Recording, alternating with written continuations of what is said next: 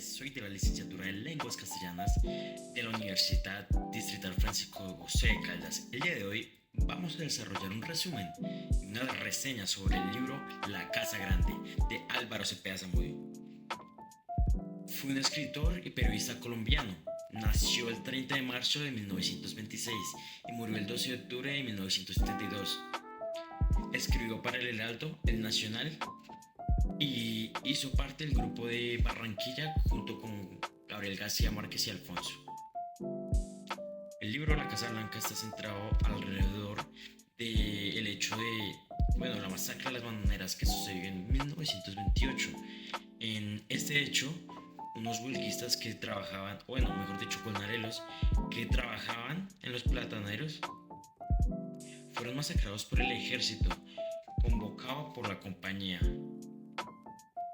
Digo pues centrado porque en realidad el libro no se enfoca directamente en la masacre, sino en lo que pasó antes y en lo que pasó después. El libro está dividido en 10 capítulos y comienza con los soldados. Soldados que son enviados desde Santa Marta a Barranquilla hacia la Ciénaga. Pues no lo dice directamente el libro, pero se entiende que es ahí, para controlar a los huelguistas. Pero realmente los quieren asesinar. Y pues esperando a que los huelguistas lleguen al pueblo, y un soldado de estos se escapa del cuartel y tiene varios saltos temporales. Pero en esta parte el soldado se escapa y se enamora de una persona, de una muchacha, que todavía no explican, pero a futuro lo hacen. Cuando comenzamos con la parte de la familia, entendemos que esa mujer es la hermana menor de la familia, por decirlo así. Teniendo en cuenta, este soldado tuvo 3 hijos con esta muchacha. Y aquí es donde comienza en realidad la parte de la familia, la casa grande.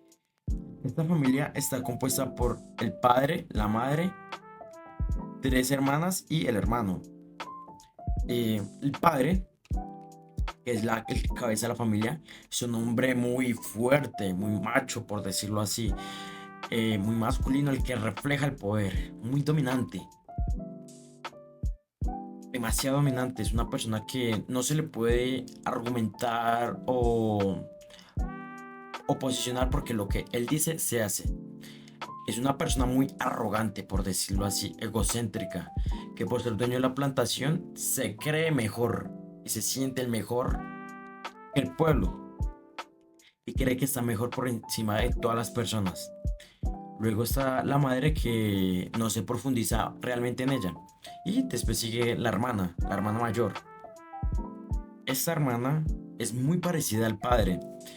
En el libro se dice que es la semilla más parecida y que ella es la que debe llevar como... Ella es la más fuerte de la familia. Esa es la que le da al padre esa fuerza para acusar a los huelguistas, llamar a los soldados y que los maten. Y de paso condenar a los líderes de la huelga. Ella es la fuerza que le faltó al padre. Ese es el impulso. Ella es, por decirlo así, el odio y el miedo que prevalece. Ella es la que se supone que debe continuar con esas tradiciones a las siguientes generaciones, o ese estilo de vida, o ese padre, lo que el padre ha tratado de salvar, pero este sentido está en vía de extinción. Luego está la hermana menor. La hermana menor es la rebelde. Es la que nos demuestra que esas tradiciones son obsoletas y que por el peligro que representa la hermana menor, es que el padre necesita a la hermana mayor para que prevalezca, para que se reproduzca ese sentimiento de odio y miedo. La hermana menor, que es la que tiene 3 hijos con el soldado, es golpeada fuertemente por el padre y le rompe la cara. Y después de enterarse, después de que le hayan hecho eso, se va a vivir sola. El padre, después de acusar y después de lo de la masacre, va a un pueblo donde tiene una casa y Es en ese pueblo donde se nos muestra el miedo y el odio que sienten las personas hacia el padre.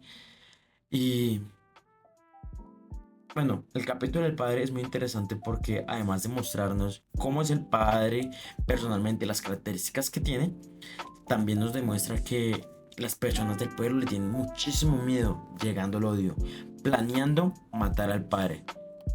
Aquí, generando un breve paréntesis, quisiera hablar sobre una intertextualidad que quiero realizar en fin a esta reseña sobre lo que sería el príncipe de Maquiavelo y habla sobre que, bueno, una parte referente sobre el amor y el miedo. El amor pues es inestable, la gente puede cambiar. Teniendo eso en cuenta, siento que el padre generaliza y empieza a ofrecer ese miedo hacia la gente del pueblo porque entiende que a sí mismo no le desobedecen. Pero bueno, teniendo en cuenta lo que dice Maquiavelo, dice que uno no debe ser odiado, solo lo suficientemente temido. Y ese es el problema con el padre, porque llega a ser temido, pero llegando al odio, entonces teniendo en cuenta eso, el sujeto, el pueblo, tiene miedo a morir y asimismo obedece. Pero cuando existe el odio hacia esa persona, el miedo a morir desaparece y el miedo a matar también. Cierro paréntesis. Volviendo a la situación del pueblo, querían saber quién lo va a matar, porque todo el mundo tenía tanto miedo que todos estaban bajo el yugo dominante del padre, pues ya que el mismo padre dice en una parte del libro que lo pueden matar, pero como él sabe que es mejor y le tienen tanto miedo, no se van a atrever, comillas, comillas, pero al final sí se atreven y por eso lo matan. Una vez que lo matan, la hermana mayor siente la responsabilidad, la misión de que la semilla del padre perdure, pero ella no tiene hijos, en realidad jamás se casa, y utiliza a los tres hijos de la hermana menor, que en ese punto de la historia está muerta, para tratar de llevar ese odio y ese miedo a nuevas generaciones. Pero vemos que ella realmente no lo logra, porque en la medida que los niños van creciendo y ella los va criando, trata de darles la crianza que el padre le dio a ella y a sus hermanos. Una crianza basada en el miedo, ni una sola pizca de ternura, sobre todo en el miedo y en la dominación. Pero pues no puede. Siente que debe, además de producir miedo, tiene que tener un poco de ternura, que evite que los niños se sientan muy atraídos hacia ella. En realidad es un poco complicado ese tipo de relaciones. Eh, el libro concluye sobre con los tres hijos eh, ya crecidos y hablando sobre lo que le pasó a la hermana mayor. La hermana mayor ya está vieja y empiezan a hablar en que como ella no pudo transmitir ese miedo y el odio, en realidad esa fue una victoria, la última gran batalla, por decirlo así, que ellos libraron contra el padre y contra la hermana mayor.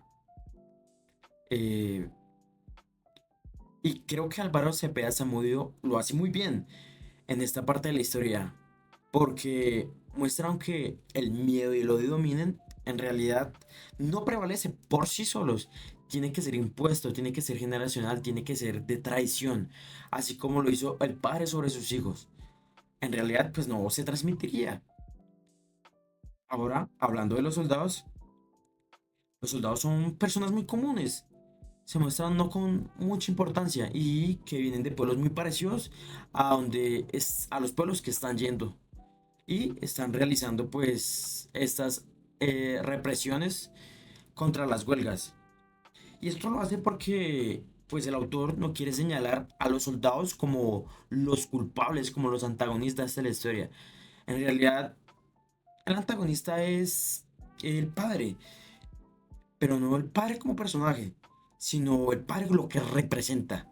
Representa la avaricia, el odio, el miedo. Tal vez no de la compañía ni del gobierno, sino de personas como nosotros, pero que pues están en la cima y que no quieren dejar esa cima. y que no quieren dejar a nadie subir. Eso es lo que realmente propulsó la masacre. Eso y la indiferencia de los colombianos. Porque la indiferencia de los colombianos se muestra en los capítulos del pueblo, jueves, viernes y sábado. Porque nos muestran la cotidianidad de personas que no tienen un objetivo en la vida. Nos muestra cómo es vivir en un pueblo que solo llegan a vivir, trabajan, solo descansan los fines de semana, se enfachan, se emborrachan en la taberna, dan las quincenas a sus mujeres, gente que solo existe, gente que no tiene una motivación, gente que no tiene una razón para vivir, gente que tampoco tiene una motivación para acabar con su vida, gente que solo existe, solo están ahí. Eh, no van hacia adelante, no van hacia atrás.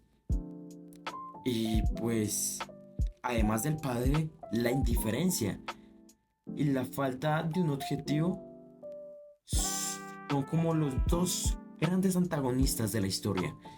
Creo que La Casa Grande es una, es una gran reflexión hacia el colombiano y de la sociedad colombiana, en lo que viene y lo que sigue siendo.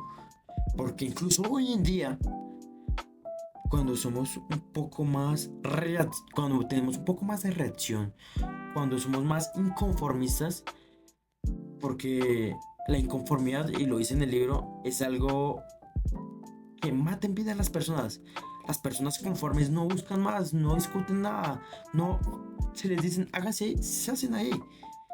Y porque realmente no tienen la suficiente convicción, la suficiente fuerza para matar al padre. Y, y al final, cuando lo matan, cuando los hijos logran no ser conformistas, sino inconformistas, y no ser gobernados por el miedo ni por el odio, gana lo que es ser un humano, una persona. Gana el inconformismo, gana la felicidad. Y esa es la gran reflexión que da Álvaro Cepeda Zamudio en esta novela artística y profunda. Siento que me hizo generar una reflexión sobre eso, investigar sobre qué pasó en la masacre de las bananeras, la Fruit Company, que es una analogía sobre el padre. Pero sin más que agregar, muchas gracias y espero que esta breve reseña, resumen y relación les haya gustado y suscríbanse para más.